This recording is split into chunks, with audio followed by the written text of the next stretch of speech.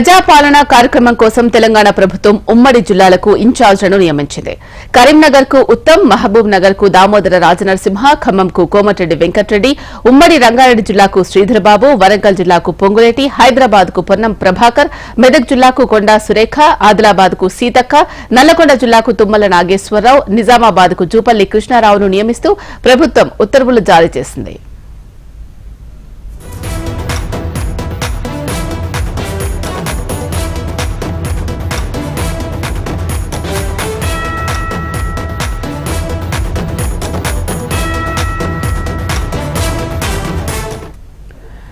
ప్రజాపాలన కార్యక్రమం కోసం తెలంగాణ ప్రభుత్వం ఉమ్మడి జిల్లాలకు ఇన్ఛార్జ్లను నియమించింది. కరీంనగర్ కు ఉత్తమ్, మహబూబ్ నగర్ కు దామోదర రాజనరసింహ, ఖమ్మంకు కోమటిరెడ్డి వెంకటరెడ్డి, ఉమ్మడి రంగారెడ్డి జిల్లాకు శ్రీధర్బాబు, వరంగల్ జిల్లాకు పొంగులేటి, హైదరాబాద్ కు పొన్నం ప్రభాకర్, మెదక్ జిల్లాకు కొండా సురేఖ, ఆదిలాబాద్ కు సీతక్క, నల్లగొండ జిల్లాకు తుమ్మల నాగేశ్వరరావు, నిజామాబాద్ కు జూపల్లి కృష్ణారావును నియమిస్తూ ప్రభుత్వం ఉత్తర్వులు జారీ చేసింది.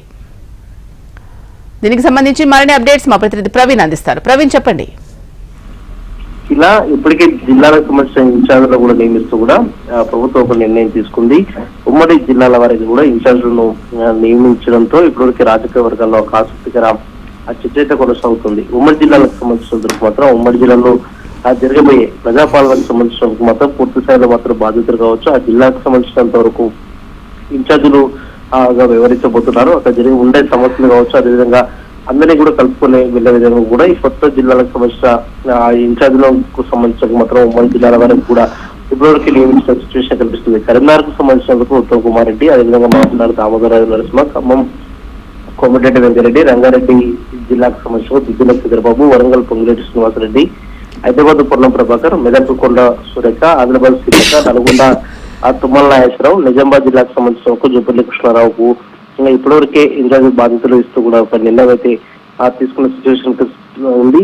కాకపోతే ఆ ప్రభుత్వం కూడా ఇన్ఛార్జ్ కూడా నియమిస్తూ ఒక ఉత్తర్వులు అయితే జారీ చేసిందని చెప్పుకోవచ్చు. ప్రభుత్వం ఏదైతే 6 గ్యారెంటీలకు సంబంధించిన 100 రోజుల్లో అమలు చేయాలి, 6 గ్యారెంటీలు కూడా 100 రోజుల్లో కూడా పూర్తిగా అమలు చేస్తామని చెప్పి కూడా ఇప్పటివరకు చెప్తుంది. కాబట్టి జిల్లాలకు సంబంధించిన మంత్రులందరూ కూడా అక్కడక్కడ ఉండే ఏదైతే అంటే 100 రోజుల పథకంలో 6 గ్యారెంటీల అమలుకు సంబంధించిన వరకు ప్రతినిధి సమీక్ష సమావేశాలు నిర్వహించడం, అదేవిధంగా ప్రజాపాలనలో భాగంగా కూడా ఈ నెల 29వ తేదీ నుంచి వచ్చే నెల 6వ తేదీ వరకు కూడా ఆ గ్రామాల బాట కూడా పట్టాలని చెప్పేసి కూడా ఇంతవరకు ప్రభుత్వం నిర్ణయం తీసుకుంది. కాబట్టి వీటన్నిటి పైన కూడా సమీక్ష సమావేశాలు నిర్వహిస్తూ అదేవిధంగా తగిన సూచనలు చేసే విధంగా కూడా ఇన్ఛార్జ్ ఆ మంత్రులు కూడా ఉపయోగించుకోబోతున్నారని చెప్పుకోవచ్చు.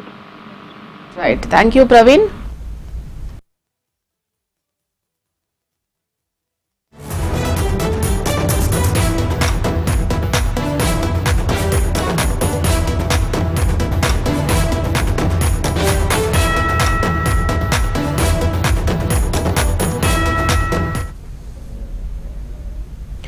అర్హులైన ప్రతి ఒక్కరికి సంక్షేమం అందించడమే కాంగ్రెస్ ప్రభుత్వ లక్ష్యమన్నారు సీఎం రేవంత్ రెడ్డి.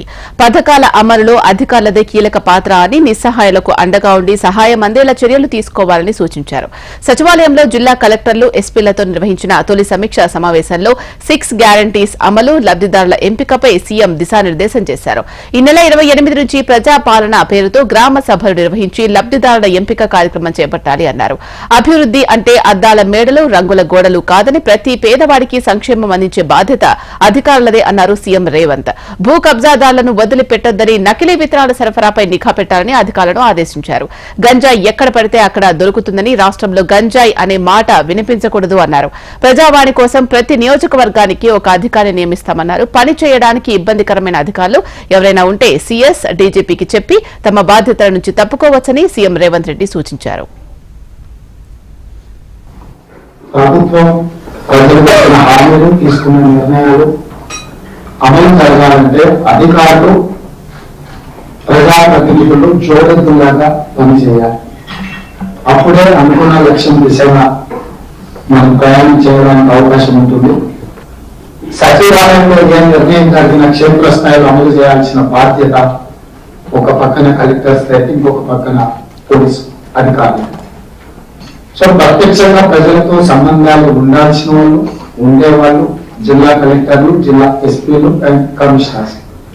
అందుకే ఈరోజు ప్రజాపాలన పేరు మీద గ్రామ సభలు నిర్వహించి నిజమైన లబ్ధిదారులను గుర్తించి నిస్సహాయులకు సహాయాన్ని అందించాలని, అదేవిధంగా అర్హత ఉన్న వాళ్ళకి అవకాశాలు కల్పించాలన్న ఆలోచనతోటి ఈ కార్యక్రమాన్ని మా ప్రభుత్వం చేపట్టడం జరిగింది. పౌరుల నైతికాభివృద్ధి నిజమైన దేశాభివృద్ధి. అంటే అద్దాల మేడలు కట్టో, రంగుల గోడలు చూపించో అభివృద్ధి జరిగింది అని ఎవరైనా భ్రమపడితే తద్వారా పేద ప్రజలకు ఎలాంటి ప్రయోజనం లేదు. నిజమైన అభివృద్ధి అనేది పౌరుల యొక్క నైతిక అభివృద్ధి జరిగినప్పుడే,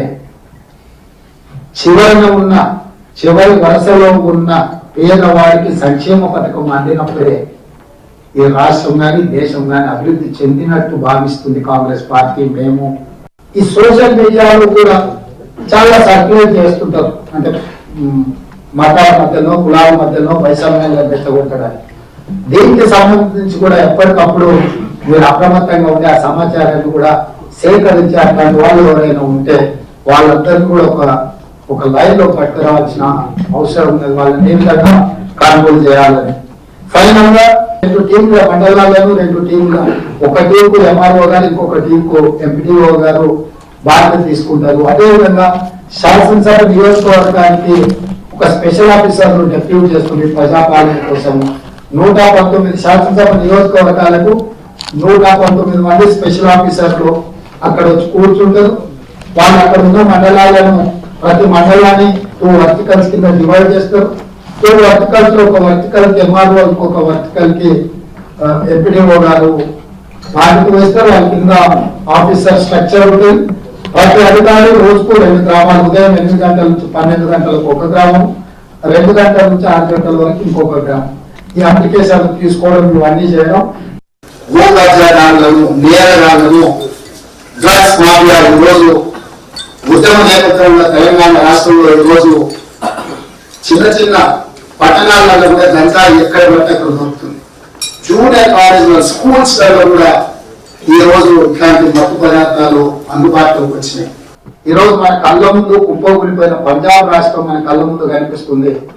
తెలంగాణ వేగవంతంగా పంజాబ్ లాంటి పరిణామాల వైపు వేగంగా ప్రయాణిస్తుంది. దీన్ని నిషేధించి నిర్మూలించాల్సిన బాధ్యత మా పోలీస్ అధికారులదే, నార్మల్ పీపుల్.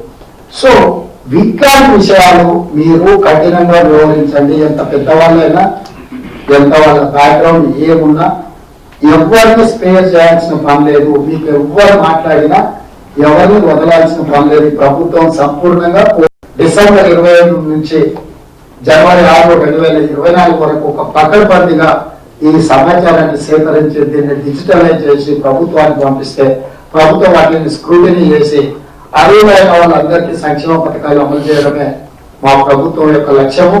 ఈ అభయహస్తంలో పొందుపరిచిన 6 గ్యారెంటీలను ప్రజలకు చేరవేయడానికి మీరే మా సాధకులు. మీ మీద ఈ ప్రభుత్వం ఈ గురుతరమైన బాధ్యతను పెడుతుంది. సచివాలయం నుంచి, ఈ మంత్రివర్గం నుంచి మేము పాలసీ డాక్యుమెంట్ మాత్రమే అప్రూవల్ ఇస్తాం. ఎగ్జిక్యూషన్ అంతా మీరే బాధ్యత.